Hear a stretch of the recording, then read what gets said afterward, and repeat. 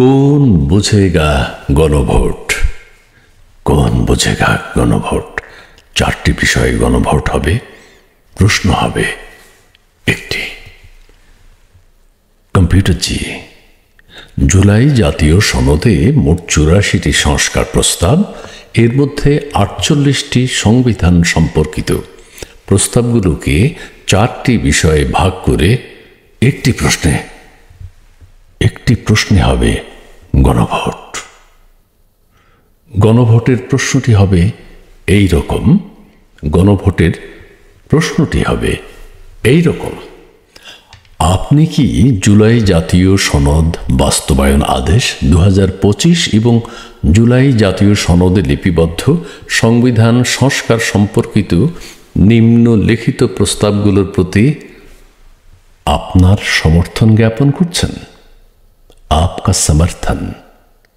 आपका सपोर्ट আপনার সমর্থন জ্ঞাপন করছেন এক নাম্বার 1 ক নির্বাচনকালীন সময়ে তত্ত্বাবধায়ক সরকার নির্বাচন কমিশন এবং অন্যান্য সাংবিধানিক প্রতিষ্ঠান জুলাই সনদে বর্ণিত প্রক্রিয়ার আলোকে গঠন করা হবে 2 নাম্বার 2 খ আগামী সংসদ হবে 2 কক্ষ বিশিষ্ট এক কক্ষ বামে এক কক্ষ ডানে আগামী সংসদ হবে 2 কক্ষ বিশিষ্ট জাতীয় সংসদ নির্বাচনে দলগুলোর প্রাপ্ত ভোটের অনুপাতে 100 জন সদস্য বিশিষ্ট একটি উচ্চ কক্ষ গঠিত হবে এবং সংবিধান সংশোধন করতে হলে উচ্চ কক্ষের সংখ্যাগরিষ্ঠের সদস্যের অনুমোদন দরকার হবে অনুমোদন দরকার হবে গ 3 নাম্বার 3 সংসদে নারী প্রতিনিধি বৃদ্ধি বিরোধী দল থেকে ডেপুটি স্পিকার ও সংসদীয় কমিটির সভাপতি নির্বাচন প্রধানমন্ত্রীর মেয়াদ সীমিতকরণ রাষ্ট্রপতির ক্ষমতা বৃদ্ধি মৌলিক অধিকার সম্প্রসারণ মৌলিক অধিকার সম্প্রসারণ বিচার বিভাগের স্বাধীনতা ও স্থানীয় সরকার সহ বিভিন্ন বিষয়ে যে 30টি প্রস্তাব জুলাই জাতীয় সনদে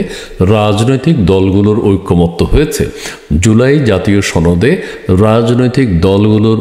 ঐকমত্য হয়েছে সেগুলো বাস্তবায়নে আগামী নির্বাচনে বিজয়ী দলগুলো বাধ্য থাকিবে খ নাম্বার 4 নাম্বার জুলাই সনদে বর্ণিত অন্যান্য সংস্কার জুলাই সনদে বর্ণিত অন্যান্য সংস্কার রাজনৈতিক দলগুলোর প্রতিশ্রুতি অনুসারে বাস্তবায়ন করা হবে 4টি প্রশ্ন গণভোটের দিন গণভোটের দিন এই 4টি বিষয়ের উপর একটি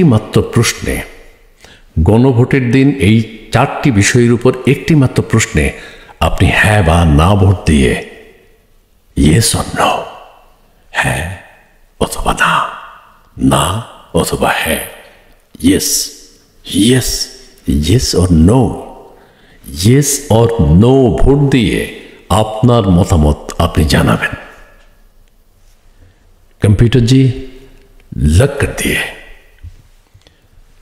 कभी कभी मेरे दिल में ख्याल आता है कभी कभी मेरे दिल में ख्याल